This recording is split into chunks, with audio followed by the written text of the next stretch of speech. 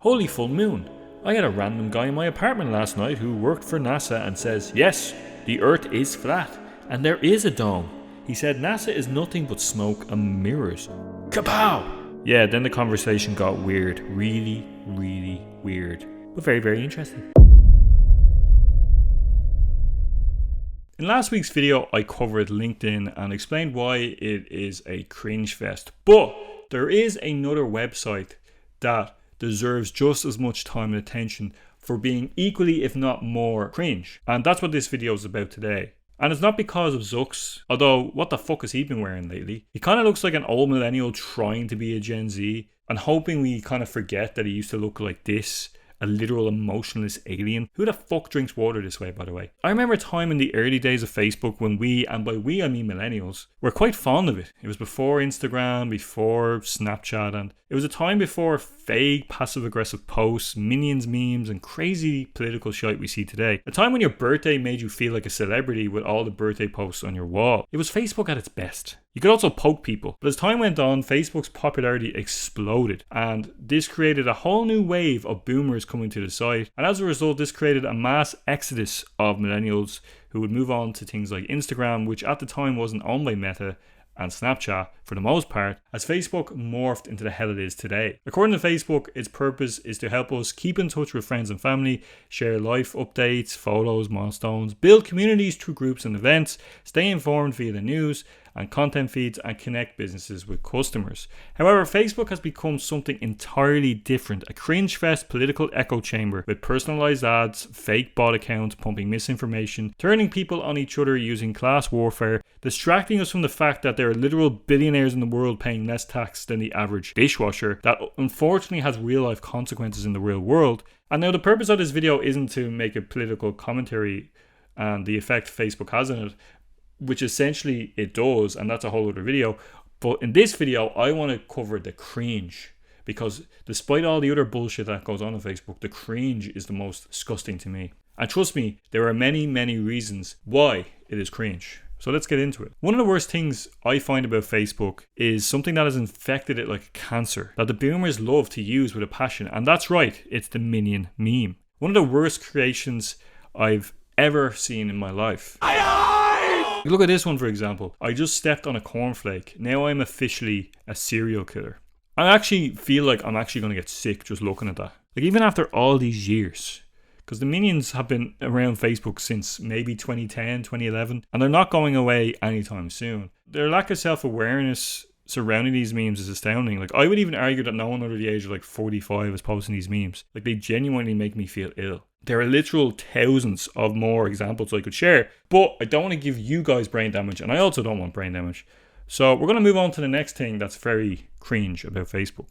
And this one is a very unique Facebook experience, which is the passive-aggressive post. You know, the type of meme where it's basically someone will post a vague status about someone they're upset with, but they won't use their actual name. One example of this I can show you is this person who said, "Things never change. People keep putting my name in they mouth. About to see the bitch come out, and if you gonna talk shit, make sure it's true and not lies. I'm a meth head, not a crackhead." Now, this specific font as well, just to mention, this is very like 2010. Like, every time I saw a font like this when I was younger on Facebook, I always knew there was going to be some crazy shit being said. It's just quite unique to Facebook. I always connect this font to crazy passive-aggressive posts on Facebook. But there is other examples I want to show you. Like this one, for example. "Shout out to those fake friends who couldn't be bothered to take a few minutes out of their 1,440 in a day, times by how many months, to just talk to me when I needed nothing else but a reassuring text. I'm always there for you." And then the classic responses is like, "Everything okay?" And then, you know, person explaining it's about, like, basically complaining about the person again with more passive-aggressive comments, which I'm not even going to read because it's quite a classic Facebook, like, boomer type of post. I know that's going to offend some boomers, but quite commonly, like, from what I've seen, especially researching for this video, like, it's always the older people, like, who for whatever reason act like 14-year-olds. And actually, that's kind of insulting to 14-year-olds. Most 14-year-olds don't post passive-aggressive posts. Can we just live in a world where people just communicate directly with each other? Like, these childish, immature posts are not why Facebook was created. It's a weird way to create kind of like almost like a fake drama and also to gain attention at the same time. Why don't you just pick up the phone and call the person. Is that not an option? But that being said, the next thing is even worse, because as vague as some of these passive aggressive posts are, sometimes people use Facebook as a way to overshare. And when I say overshare, I mean overshare. And I'm not just talking about people who say they're having coffee for breakfast. No. Things that we can never unsee get posted on Facebook. This girl, Alison, felt the need, and there's a photo of her, as you can see, sitting on the toilet. Her caption is, "Damn diarrhea, that is muh hardcore poop face, smiley face." I mean, that smiley face is very 2010 as well, I would say. And then, of course, the comments are like, LMFAO, haha, you go, girl. What the hell? And then the next one that I wanted to share with you guys is a guy called Shane who shared, "Just farted in the bath and nearly drowned trying to smell it." Why the fuck are people sharing this on Facebook? Why does anyone think that we want to see that or we want to know? I don't see you sitting on a toilet. I'm no interest in that. Why, like, in what world? There's like no social contract on Facebook. There's no boundaries. Privacy is an important part of our lives. If we all knew what everyone was doing all the time, we wouldn't be friends with anyone. The fact that people were willing to share this is astounding. The next one I just want to share as another overshare example is this one who talks about her mom going to court, where she says, "Mom went to court over the kids today and they took the kids from us." And then the comment section is where it gets interesting. Someone asks what, why, and they respond, "They took the kids from us today as mom smokes weed. They didn't even give her a chance to get clean." And basically she says it'll be a long time before they see them if we need blah blah blah. To me, it's quite a bizarre thing to share. Like, I don't think many people would want to share the fact that they've lost their kids publicly, especially to the courts. The strangest thing, especially like even with the diarrhea stuff, like, people respond and comment to these posts as if they're a normal everyday thing to share when they're not. Don't enable these posts. I just don't get it. Like, people don't seem to understand, like, once you put this stuff on the internet, it's literally there forever. But moving on to the next thing that I think is cringe. And again, this is very Facebook. You don't see this on other sites. And it's the copy and paste legal notice posts that people love to do. And again, boomers do this. Basically, when Facebook are updating their policies, people think if they post these statuses that it kind of revokes the policy being implied to them. This one says, "I do not give any permission. Better to be safe than sorry. An attorney advised us to post this. Good enough for me. The violation of privacy can be punished by law. UCC 1308 1308-103 and the Rome Statute. Note, Facebook is now a public entity. All members must post a note like this. If you do not publish a statement at least once, it will be tactically understood that you are allowing the use of your photos as well as your information contained in your profile status updates. I hereby state that I do not give my permission, copy and repost." Now, the thing is that people don't realize is when you use Facebook, you agree to their terms and conditions if you have an account. Posting this literally does nothing. It doesn't have any legal saying whatsoever. If you don't want to be part of Facebook's policy updates, delete your account. You can't have an account without this. This is part of the terms and conditions you agree to when you make the Facebook account. And also, just to mention as well, the Rome Statute thing, like, I don't know why that's even being said. Quick Google search will tell you, like, that's actually something that covers genocide, war crimes, and crimes against humanity.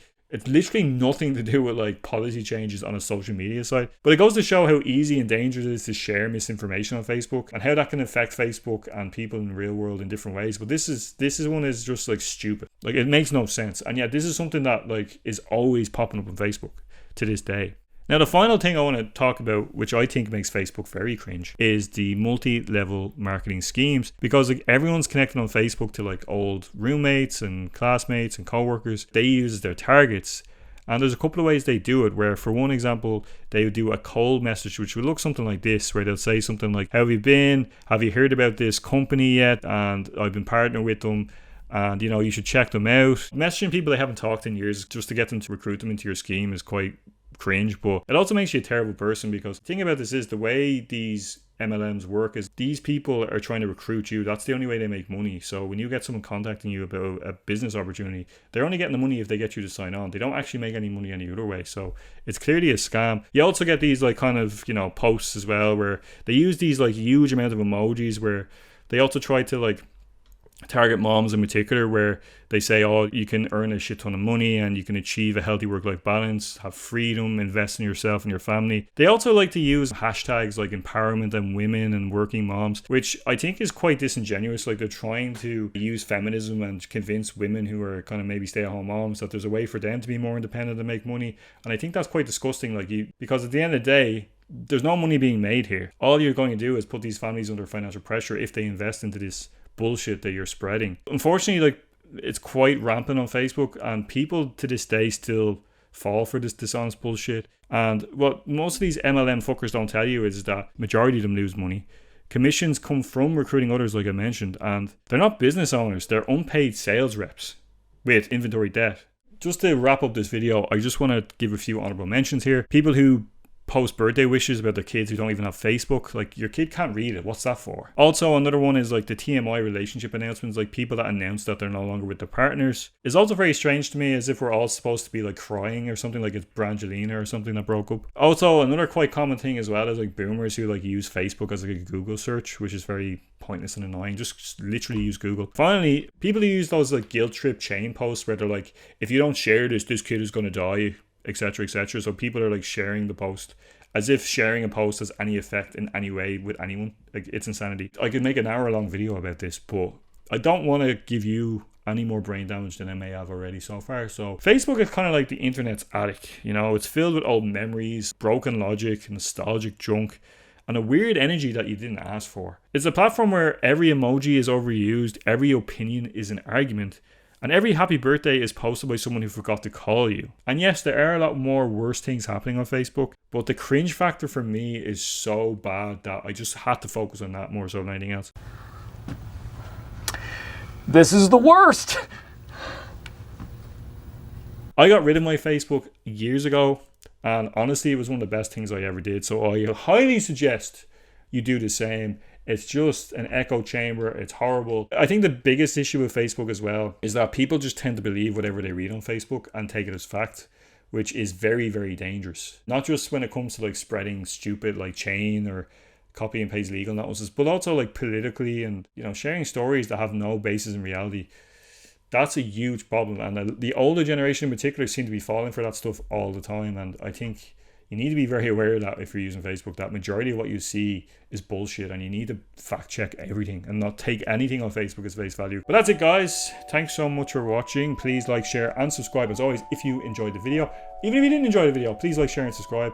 Let me know in the comments as always what you think down below. Am I being harsh on Facebook? Do you think it's, you know, it's a good social media site, you love it to keep in touch with people? Or do you agree with me? Do you think Facebook is cringy and horrible? But that's it, guys. Thanks so much for watching. I will see you in the next video. Peace.